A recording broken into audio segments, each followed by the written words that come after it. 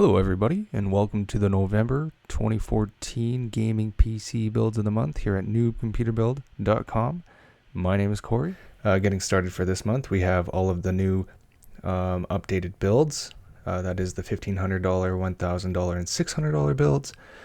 As well, this month I have added in a gaming PC peripheral considerations section that will include some suggestions for keyboards, mice, and monitors. I included this section this month just because a few people have asked over the builds and over the months for suggestions for those types of things, as well for those who are new to building PCs who might not have basically the necessities to get going, which is you need a keyboard, a mice, and a monitor, or a mouse and a monitor to actually get up and running.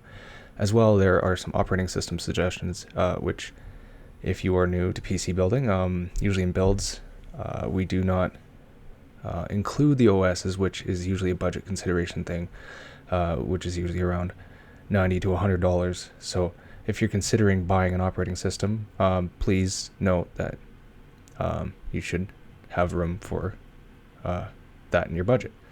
All right, so let's get started with the $1,000 the $1,500 gaming PC build this month for November 2014. The build, as it is $1,490 as a total, so which is good. We're under budget here. The processor this month, as it has been for a few, is the Intel Core i5-4690K processor for $229.99. The cooler we have is the Cooler Master Hyper 212 Evo. The motherboard we have, which was changed up this month to this MSI Z97 Gaming 5 motherboard, which is $146.99. And then for the graphics card, I do include the same newly released GTX 980 graphics card as last month, which it's a great card. However, with it being so new, supplies have been a little low, so the prices have kind of been a little wonky. But if you can grab your hands on one for what should be around $550, then grab it. But right now for $569.99, my suggestion is to get the EVGA GTX 980.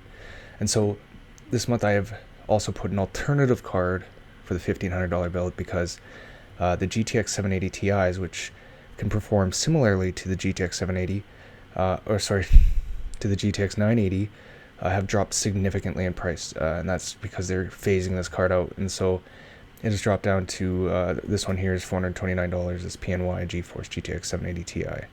And so they're being discontinued, so they're being phased out. That's why they dropped in price. They used to be, and so this is much less than the $550 GTX 980 that you see here. So it is a worthy buy if you want to save a little bit of cash right now, or if you can't find a GTX 980 for a reasonable cost.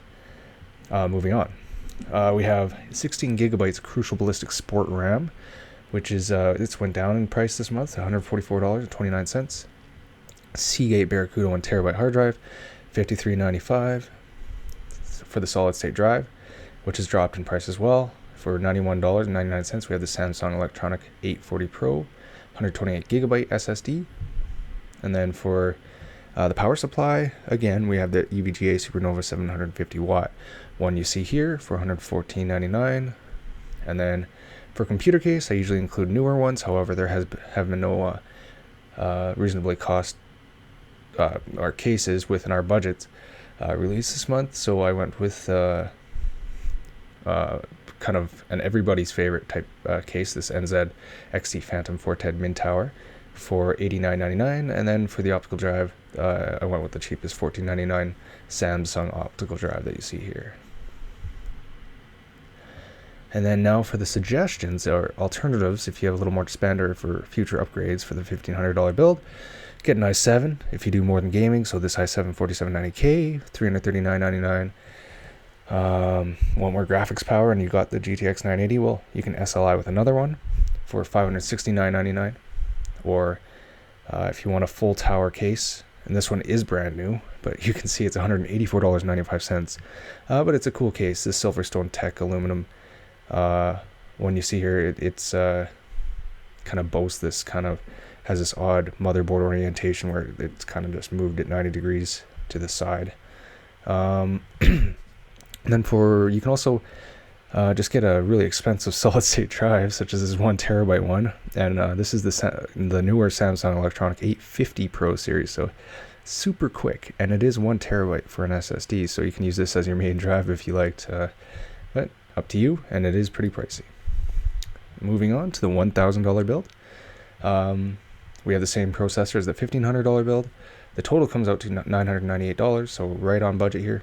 We have the Intel Core i5-4690K, $229.99.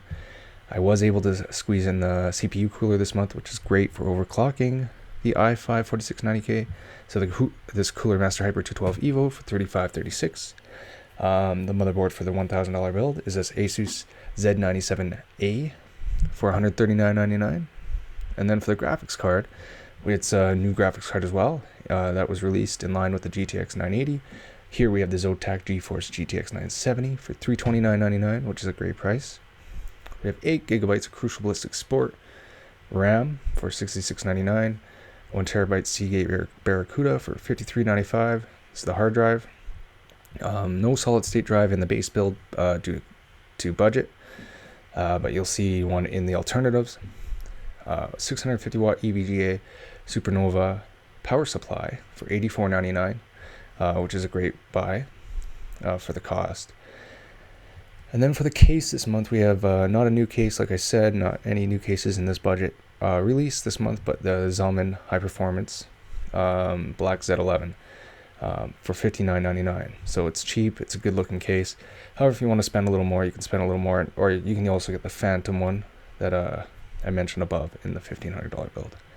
And then the optical drive here, we have this Samsung optical drive for $14.99. And then for the alternatives or upgrade suggestions for the $1,000 build, you can SLI, get another GTX 970, $329.99. Add a boot drive and SSD for a cheap $91.99. And you can get this 840 Pro 128 gigabyte drive. Or do you want tons of more hard drive space? You can add a larger hard drive, so you can get a 2 terabyte Seagate Barracuda. It's only $74.99, so not that much more than what is included in the build. So the Seagate drive here is $53.95, so not that much of a jump for 1 more terabyte. You can also go with a full tower PC case if you want. For only $128.52, you can get this massive Roswell Gaming Thor case, the V2. Now for the $600 build, which is just a little bit better this month too, and it currently comes out to $588, so we're well below budget here. For many months, we have went with the AMD FX 6300 processor. It has dipped in price. I don't know how long it'll be at this, but it's at $99.99 currently, but it might shoot back up to $109 where it has been for a while.